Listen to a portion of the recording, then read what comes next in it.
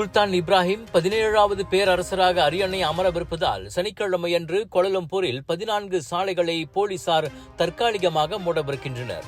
அரியணை மற்றும் அது தொடர்பான விழாவில் விருந்தினர்கள் கலந்து கொள்ளும் பொருட்டு காலை 8 மணி முதல் இரவு 8 மணி வரை சாலைகள் மூடப்படும் என கோலாலம்பூர் போலீஸ் தலைவர் ருஸ்டி ஈசா தெரிவித்தார். அரியணை விழா சுமூகமான முறையில் நடைபெறுவதை உறுதிப்படுத்துவதற்கும் முக்கிய பிரமுகர்களுடன் உடன் செல்வதற்கும் போக்குவரத்தை கட்டுப்படுத்துவதற்கு 387 போக்குவரத்து போலீசார் பணியில் அமர்த்தப்பட்டுள்ளதாக ருஸ்டி தெரிவித்தார். போக்குவரத்து நெரிசலை தவிர்ப்பதற்கு சம்பந்தப்பட்ட சாலைகளை பயன்படுத்துவதை தவிர்க்கும்படி மற்றும் கடமையில் உள்ள போலீஸ்காரர்களின் ஆலோசனைகளை பின்பற்றும்படி சாலையை பயன்படுத்துவோர் கேட்டுக் கொள்ளப்பட்டுள்ளனர்.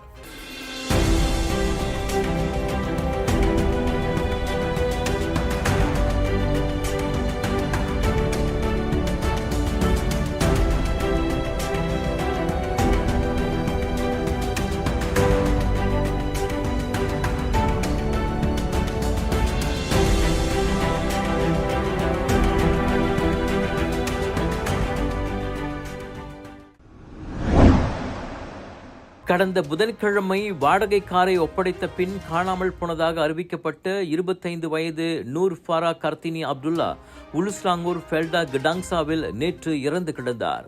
மாலை 6 மணி அளவில் அவரது உடல் கண்டுபிடிக்கப்பட்டதோடு தெரிந்த ஒருவரால் அவர் கொல்லப்பட்டிருக்கலாம் என ஸ்லாங்கூர் போலீஸ் தலைவர் டத்து உசேன் ஓமார் கான் தெரிவித்தார். இச்சம்பவம் தொடர்பாக 26 வயது அரசு ஊழியரான சந்தேக பேர்வழி ஒருவனை போலீசார் கைது செய்துள்ளனர். குற்றவியல் சட்டத்தின் 302வது விதியின் கீழ் கொலை தொடர்பில் விசாரணை மேற்கொள்ளப்பட்டு வருவதாக உசேன் தெரிவித்தார். வாடகை காரை வாடிக்கையாளரிடம் ஒப்படைத்த பின் நூர் ஃபாரா காணாமல் போனதை தொடர்ந்து ஜூலை 10ஆம் தேதி நண்பகல் மணி 1:56 அளவில் போலீசில் புகார் செய்யப்பட்டது. சரவாக்கைச் சேர்ந்த நூர் ஃபாரா தஞ்சோங் மாலிம் சுல்தான் இட்ரிஸ் கல்வியியல் பல்கலைக்கழகத்தின் முன்னாள் மாணவி ஆவார். பெசூட்டில் தனது வளர்ப்பு பேத்தியை கற்பழித்த சந்தேகத்தின் பேரில் 55 வயது ஆடவனை போலீசார் கைது செய்தனர். பாதிக்கப்பட்ட அந்த 14 வயது இளம்பெண் பெசூட் மருத்துவமனையில் மன உளைச்சலால் சிகிச்சை பெற்ற போது தனக்கு ஏற்பட்ட பாலியல் கொடுமை குறித்து தெரிவித்ததாக பெசூட் மாவட்ட போலீஸ் தலைவர் அப்துல் ரோசாக் முகமது தெரிவித்தார். இச்சம்பவம் குறித்து மருத்துவமனை நேற்று போலீசில் புகார் செய்தது. ஆக கடைசியாக தனது வளர்ப்பு தாத்தா 2021ஆம் ஆண்டு செப்டம்பர் மாதம் தன்னை கற்பழித்ததாக அந்த இளம்பெண் கூறியுள்ளார். அந்த கற்பழிப்பு சம்பவத்தை தொடர்ந்து ஏற்பட்ட மன உளைச்சலினால் அந்த 17 வயது பெண் சொந்தமாக தனது உடலில் காயம் ஏற்படுத்திக் கொண்டதற்கான அடையாளம் இருந்ததையும் மருத்துவர்கள் கண்டுபிடித்துள்ளனர் என அப்துல் ரோசாக் வெளியிட்ட அறிக்கையில் தெரிவித்தார். நெக்ரி செம்பிலான் கமன்சேவுக்கு அருகே கடந்த 6 ஆண்டு காலமாக சொந்த மகளை கற்பழித்ததாக சந்தேகிக்கப்படும் ஆடவன் ஒருவனை போலீசார் கைது செய்தனர். பாதிக்கப்பட்ட 24 வயதுடைய பெண் 4 ஆண்டுகளுக்கு முன் ஒரு பெண் குழந்தையையும் பெற்றெடுத்துள்ளார்.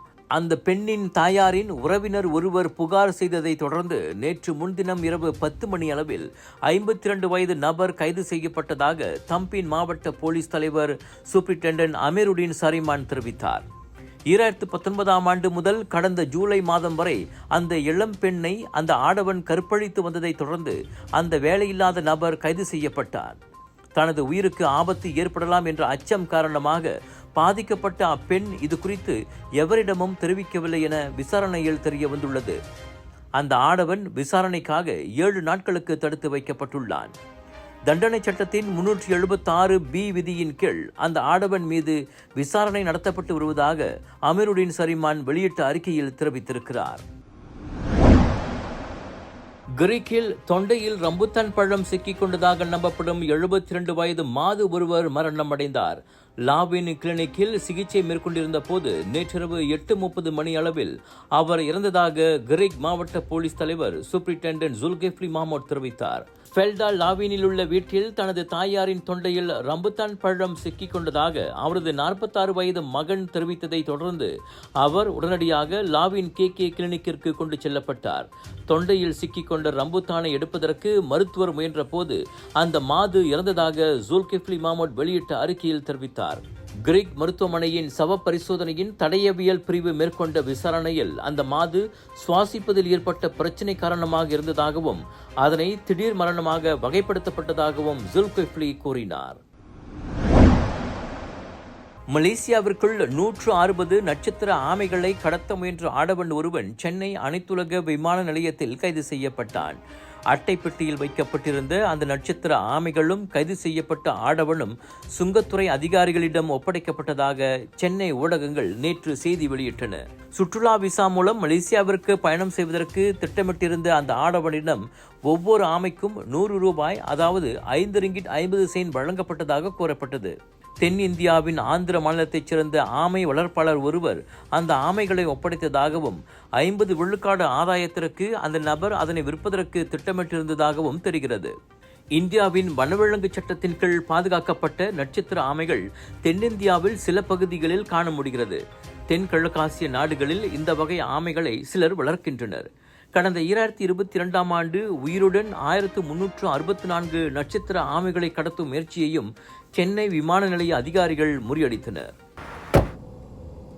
Just watch me charge! Keeping you and your loved ones safe indoors with Nano EX technology. Panasonic.